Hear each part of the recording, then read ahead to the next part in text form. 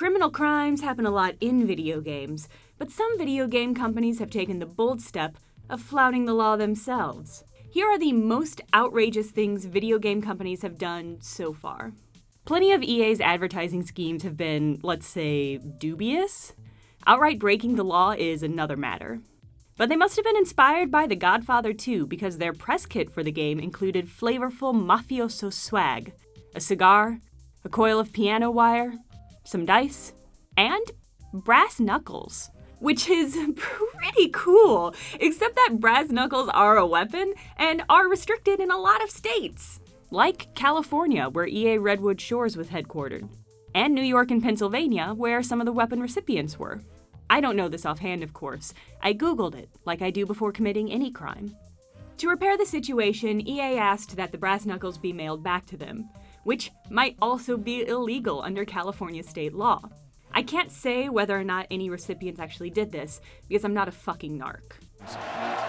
The level of authenticity that we go to is extremely deep, and as deep as any other EA Sports title. Speaking of EA, their NCAA basketball franchise came to a halt in 2009 after 11 years and 13 entries.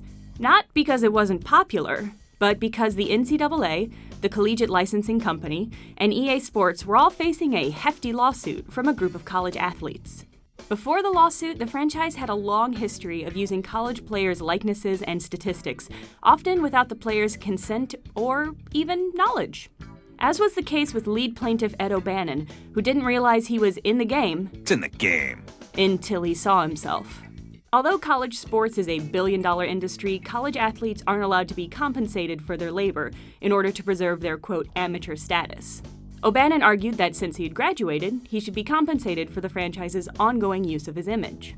EA Sports and CLC settled early, but the NCAA went all the way to court. Basketball court! I'm sorry. But the judge agreed with O'Bannon and ordered that money be put in a trust for some of the athletes whose images were used. In the end, EA Sports was fine with compensating players once, a lawsuit forced their hand. They were even interested in continuing the franchise. The NCAA, however, was not. They were concerned that paying for video game rights might lead to other changes in the amateur model, a move seen by many as a way of avoiding compensating players for, any of their labor. So even though there's plenty of interest in NCAA basketball, it's unlikely we'll see more games in the franchise anytime soon. Killer Carlos Condit is just as comfortable looking for a knockout as he is setting up a submission. Part of the allure of sports games is being able to play as real athletes, so it's always worth going the extra mile to get the details right. But even the athlete's permission wasn't enough to save THQ from legal trouble. In fact, Carlos Condit's appearance in UFC Undisputed 3 was too good, at least according to a lawsuit brought by Chris Ecobedo, the artist responsible for Condit's lion tattoo. Ecobedo says THQ had the right to replicate Condit's body, but did not have the right to replicate Ecobedo's artwork, which appeared on that body. Think of it this way. When I roll up on LA and shell out some cheddar to buy the Hollywood sign, I own the physical letters and use them as construction material for the most luxurious doomsday shelter possible. But I don't own the copyright for the letters, so I can't plaster them on merchandise and sell them in a souvenir shop. The same is true for tattoos. So although I have the right to show you my physical tattoo on my physical body, I don't have the right to exactly replicate this artwork for a Carmen Sandiego-esque video game in which I grift the state of California for famous monuments. Many tattoo lawsuits have been settled out of court, so there's no clear ruling on whether it violates copyright law or not. But enough game companies have been sued over this that the NFL Players Association now encourages players to get copyright permission when they get tattooed, to preempt future lawsuits. These days, pirating a game means downloading a dubious file from the website equivalent of a dumpster. Back in the 1970s, a cloned game was a cabinet that was nearly identical to some licensed property, like Spike, developed by Kee Games as a clone of Atari's Rebound, or Formula K, developed by Kee Games as a clone of Atari's Grand Track 10. Here's the thing, Kee Games was actually a wholly owned subsidiary of Atari. So why was Atari selling knockoffs of its own games? Well, Atari had exclusivity contracts, which meant that certain arcade distributors could only buy Atari games, and Atari could only sell to those distributors. But Atari co-founder Nolan Bushnell didn't want to lose out on any business. So he and his neighbor Joe Keenan founded Kee Games, where they made minor cosmetic changes to already existing Atari games and sold them. As it turns out, Kee Games was a pretty good company even when they weren't just repackaging Atari games. Their original game Tank was so successful that companies were willing to buy it without an exclusivity contract. After the whole scheme was revealed, Atari incorporated Kee, and they continued to produce games, with a new logo. Arguably the most intense crime on this list, the last one, is also the most popular.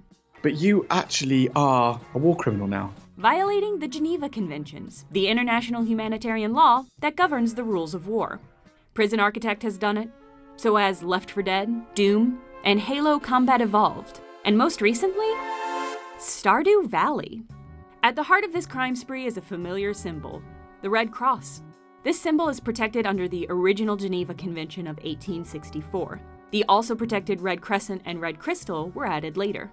It's not just that using the Red Cross violates the Geneva Conventions, although I would argue that's enough.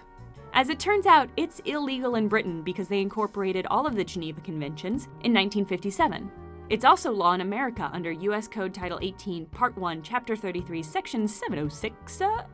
But seeing as the Red Cross still appears in Left 4 Dead 2, it's possible the American Red Cross is less proactive about defending it than the British Red Cross. But why is a symbol protected by global humanitarian war law? The emblems aren't religious symbols, they serve humanity, and it's important that everyone understands their meaning. Basically, when the symbol is used for other intents, it dilutes the meaning, which is a matter of life or death. I'm inclined to agree. It also means that you can say Stardew Valley violated the Geneva Convention, and that's 100% true. Those are all the misdeeds video game companies have committed that I could find. And unrelated to this video, if you know of a good art fence who can deal with large-scale installations, please let me know. No cops.